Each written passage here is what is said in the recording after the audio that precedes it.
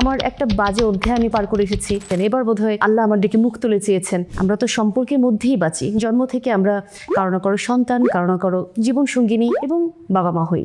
আমরা যখন জীবনে একটা সময় একা হয়ে যাই, আমরা একাকিত্বে ভুগি। ওই সময়গুলোতে আসলে একটা বড় ধরনের ভুল করার প্রবণতা আমাদের মধ্যে আছে।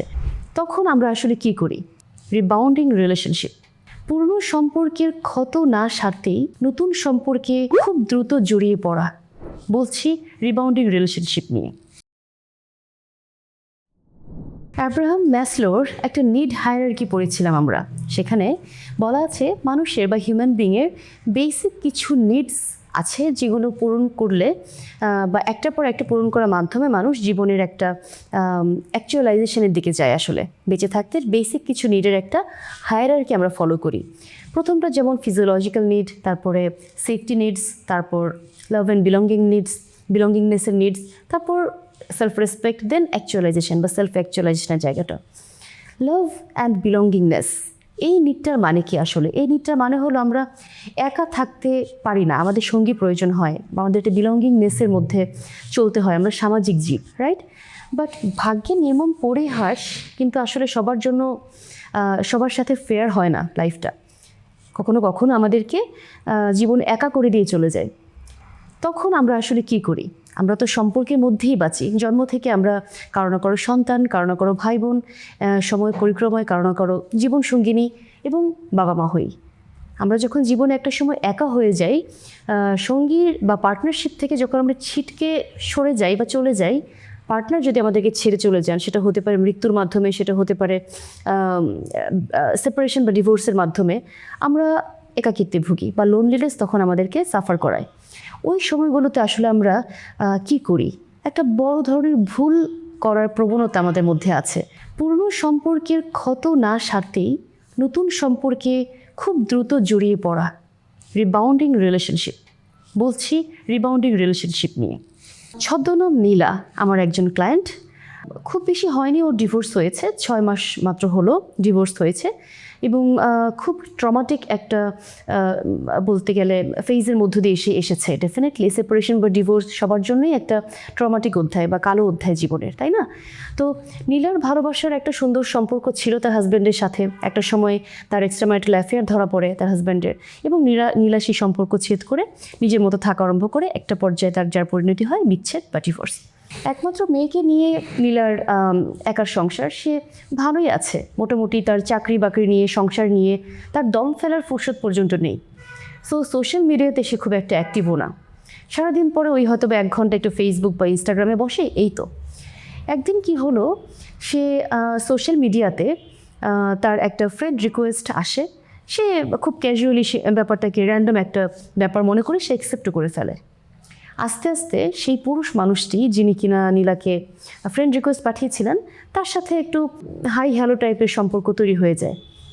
ডেইলি খোঁজখবর নেওয়া, খেয়েছো কি না, ঘুমিয়েছো কি না, আজকে কী কাজ করলে সারাদিন, হাউ ওয়াজ ইউর ডে, কোনো প্রবলেম শেয়ার করা, মন খারাপের দিনগুলো, মন ভালোর দিনগুলো, হাসি কান্না শেয়ার করতে করতে নীলার সাথে সেই ভদ্রলোকের সম্পর্কটা বন্ধুত্বের থেকে আস্তে আস্তে একটু পরিণয়ের দিকে আগাতে থাকে, যেটা আমি মনে করি হয়তো বা খুবই অবভিয়াস এই সমস্ত সময়। নীলা জীবনে কখনো কেয়ার পায়নি, নীলা জীবনে কখনো সে অ্যাফেকশনটা পায়নি, সেই ভ্যালিডেশনটা পায়নি। এত সুন্দর একটা মেয়ে কখনো হয়তো বা মন ভরে প্রশংসাও পায়নি। বাট এই নীলা যখন লাইফের এই ভালনারেবল স্টেজে আছে, তখন যখন একটা ছেলে মানুষ তাকে বা পুরুষ মানুষ তাকে প্রশংসা করছে, তাকে মন ভরে হয়তো বা অ্যাফেকশন দিচ্ছে বা তার ভ্যালিডেশন দেখাচ্ছে, কিংবা তাকে অনেক কমপ্লিমেন্টস দিচ্ছে, হ্যাঁ, তার কাজের অনেক অ্যাপ্রিসিয়েশন করছে, তার ভালো কাজকে অনেক বেশি প্রশংসায় ডুবিয়ে দিচ্ছে। ছোট্ট একটা কপালে টিপ পড়লে যে মানুষটা তার বারবার ছবি চাচ্ছে, সৌন্দর্যে প্রশংসা করছে, এরকম একটা ইমোশনাল ভালনারেবল স্টেজে তার সেই প্রশংসাগুলোকে, তার সেই পজিটিভ একটা ইমোশনগুলোকে হয়তো বা নীলার ভালনারেবল মনটা বা ইমোশনালি একটু স্পর্শকাতর মনটা এড়িয়ে যেতে পারেনি, যার পরিণতিতে নীলা তার প্রেমে পড়ে যায়। এবং এটা খুবই অবভিয়াস। সম্পর্কটা গড়াতে থাকে, মোটামুটি আরও 1 বছরের মতো সম্পর্কটা আগাতে থাকে। ডেফিনেটলি প্রত্যেকটা মানুষ একটা সম্পর্কের সেটেলমেন্ট খুঁজবে। নীলাও সেটা খোঁজার ট্রাই করেছে। যখনই নীলা সেটেলমেন্টের কথা আরম্ভ করলো বলা, তখনই ভদ্রলোকের একটু পরিবর্তন দেখা গেল। উনি কেমন যেন নীলাকে আর আগের মতো গুরুত্ব দেয় না, আগের মতো আর প্রশংসা করে না, আগের মতো আর ডেইলি সকালবেলায় তোমার চেহারা দেখে ঘুম ভাঙতে হবে টাইপের একটা ইমোশনাল এক্সপ্রেশনটা কোথায় যেন হারিয়ে গেল। তারপর নীলা যেটা শুরু করে যে এক্সপেকটেশন বাড়তে থাকে, ইমোশনাল ডিপেন্ডেন্সির জায়গাটা তো আছেই। নীলার আসলে একটা সময় গিয়ে দেখা যায় যে নীলা তার প্রতি অনেক কিছু এক্সপেক্ট করেছিল। নীলা মনে করেছে যে সারা জীবন কি একটা মানুষের খারাপ যায়, আমার একটা বাজে অধ্যায় আমি পার করে এসেছি, একটা ট্রমাটিক অধ্যায় পার করে এসেছি, এবার বোধহয় ভগবান মুখ তুলে চেয়েছেন, এবার বোধহয় আল্লাহ আমার দিকে মুখ তুলে চেয়েছেন, এবার বোধহয় আমি ভালোবাসার মুখ দেখতে পাচ্ছি এবং সত্যিকারের ভালোবাসা হয়তো এটাকেই বলে।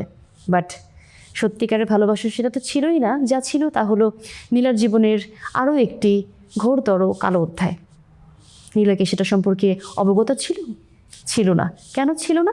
কারণ নীলা নিজের পুরনো ক্ষতটাকে না সারতে দিয়েই, হিলিং এর কোনো সুযোগ নিজেকে না দিয়েই খুব দ্রুত অন্য একটা সম্পর্কে জড়িয়ে পড়েছে, রিবাউন্ডিং রিলেশনশিপে জড়িয়ে গেছে Nila. That is called rebounding relationship, যেটা আসলে আমাদের লাইফের জন্য বা আমাদের জীবনের জন্য কোনো হেলদি চয়েস নয়।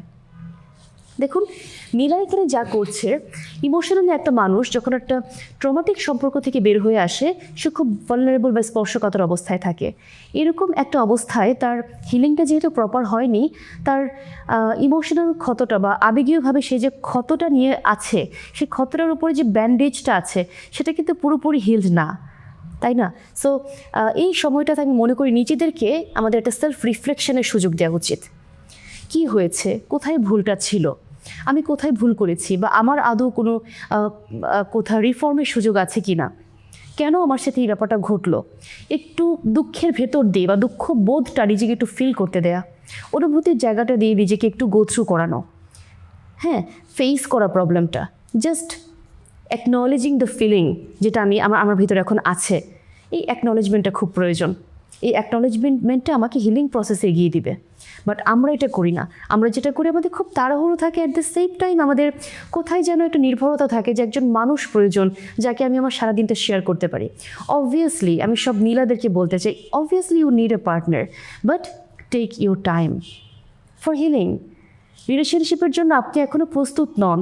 নতুন একটা সম্পর্কে এফোর্ট দেওয়ার জন্য আপনাকে নিজেকে সুস্থ হতে হবে, সুস্থ একটা মানসিকতা বহন করতে হবে, প্রপারলি হিলড হতে হবে। হিলিং প্রসেসটা প্রপার না হলে আপনি নিজে যেরকম ভালো থাকবেন না, নতুন সম্পর্কেও ঠিকমতো এফোর্ট দিতে পারবেন না এবং ভুল সম্পর্কে জড়িয়ে পড়ার চান্সেস অনেক বেশি থাকবে।